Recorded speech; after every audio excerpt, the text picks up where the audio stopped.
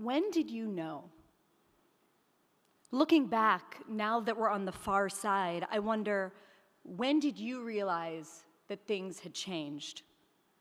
When did you know that the things we had taken for granted were suddenly out of reach?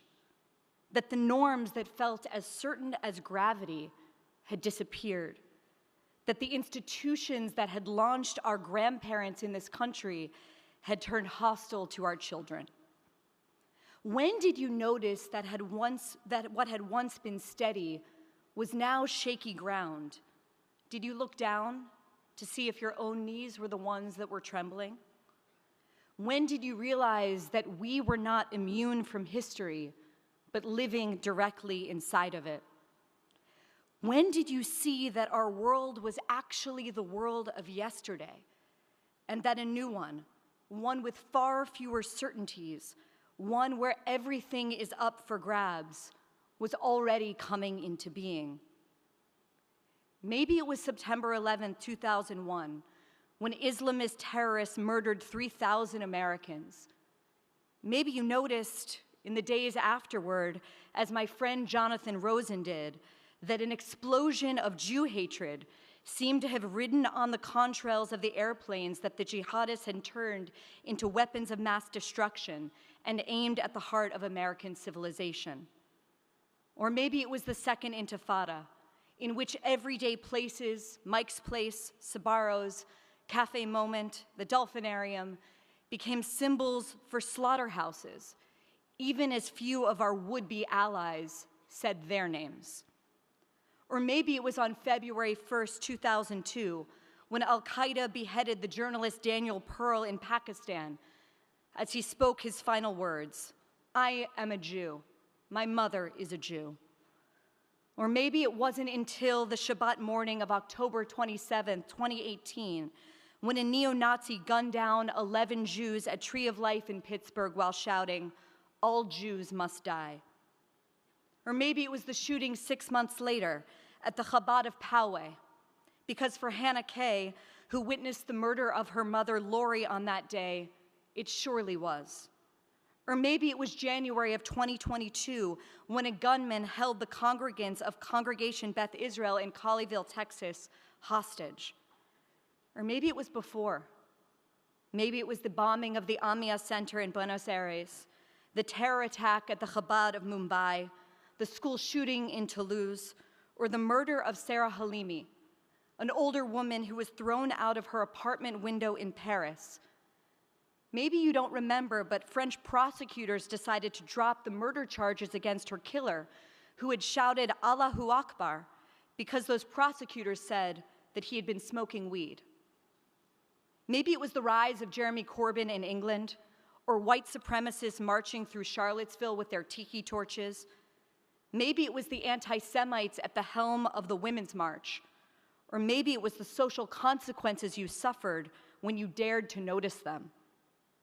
Maybe, as it was for so many, it was the morning of October 7th, when Hamas terrorists came across the border into southern Israel on foot and on motorbike and by truck and by car and by paraglider to murder and maim anyone they could find.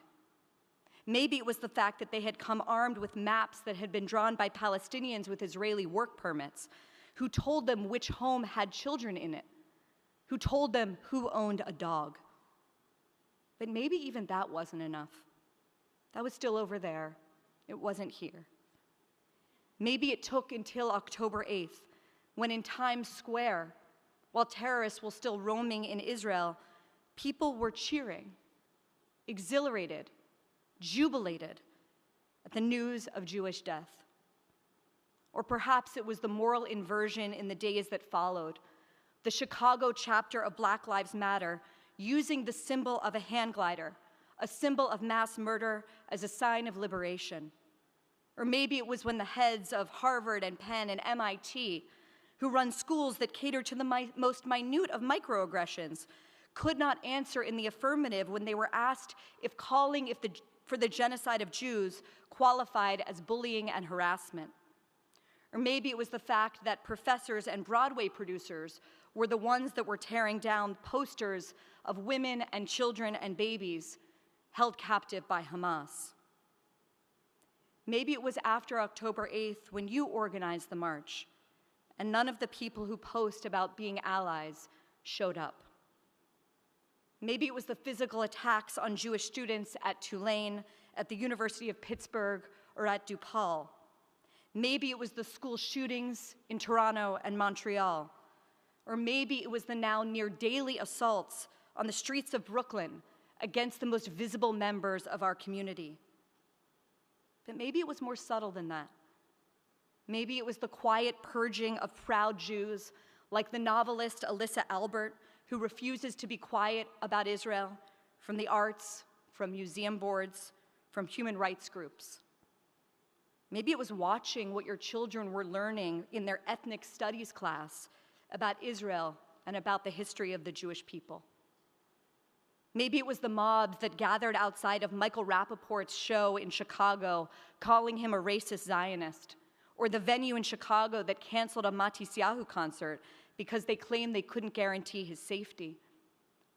Or maybe you knew when you saw that an Orthodox Jewish man was shot while walking to shul a few Shabbats ago in Rogers Park in Chicago, only to be offered thoughts and prayers from the city's mayor. Or maybe it took the events of this past week, when Jews were hunted in the streets of Amsterdam, a pogrom in 21st century Europe. They called it a Jew hunt, and they texted about it. In one of the recordings, a victim of the attack jumps into one of Amsterdam's canals to escape his assailants. He is forced to say, "Free Palestine," as he treads water. His assailants laugh and jeer and call him a cancer Jew. Soon, I'm sure, Columbia students are going to hold a protest on behalf of the pogromists.